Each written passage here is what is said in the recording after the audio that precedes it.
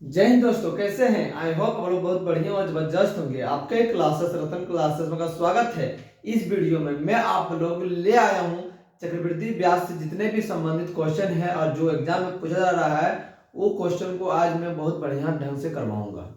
तो पहला क्वेश्चन है कि हरीश एक पूंजी निवेश में 16,000 रुपये का निवेश करता है, तो 10% की वार्षिक ब्याज दर वार्षिक चक्रवृद्धि के रूप में देता है, तो 3 वर्ष के बाद हरीश द्वारा प्राप्त राशि कितनी होगी? यानी 3 वर्ष के बाद उन्हें कितना रुपया मिलेगा हरीश को? तो हमेशा याद रखना होगा। आपको एक सिस्टम सिखा देता हूं, वो समझिए।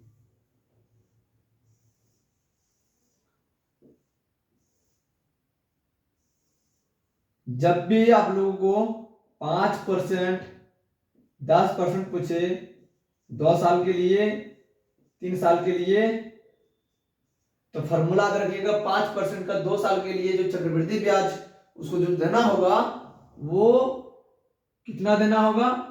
10.25%। 10.25%।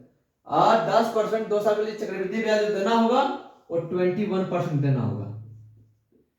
और 3 साल के लिए जो चक्रवृद्धि ब्याज जो देना होगा वो देना होगा 15.7625%।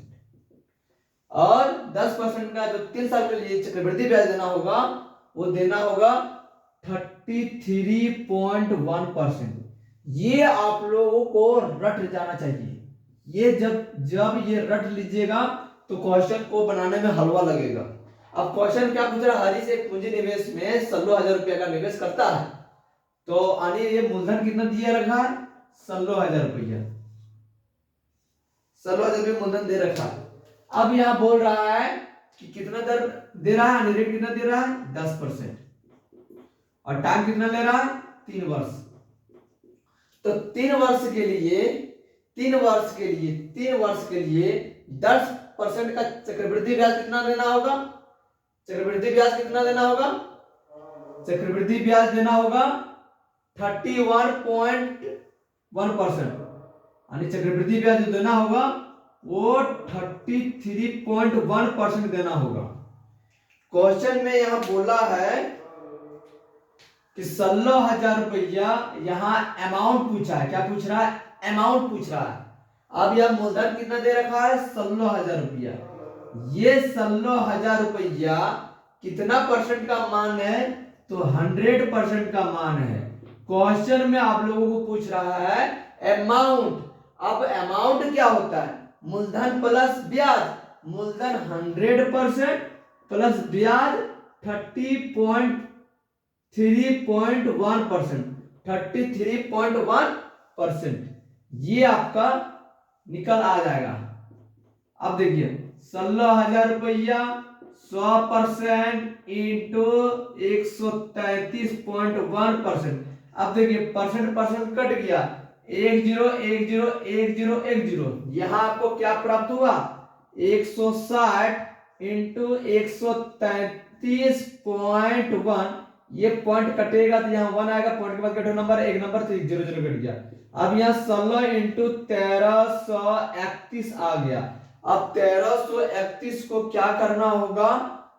16 से गुना करना होगा। 6 का पहाड़ा एक बार 6, 6 तिया 18, 6 तिया 18 को 19 में 1, 7 6 कम 6 1 7, 1 3 3 1 6 9 2 1 2, 21,296। 21,296 रुपये ये आपका आंसर निकल आया। तो ये आपका अमाउंट निकल आया। तो इस तरह क्वेश्चन आप बहुत ही जल्दी सॉल्व कर सकते हैं।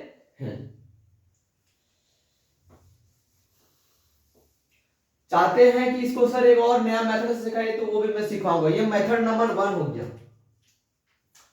ये आपका मेथड नंबर 1 हो गया।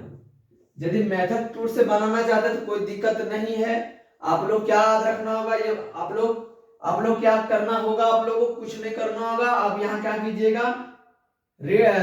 रेशियो मेथड से निकाल सकते हैं। रेशियो मेथड से क्या निकाल सकते हैं? आराम से निकाल सकते हैं रेशियो मेथड से। रेशियो मेथड क्या होता है? पहले रेट देखना होगा। रेट कितना दिया? 10%। ये 10% का रेशियो कितना था? 1/10। ये 10 को जो आप पी मानिएगा, इसको आई मानिएगा।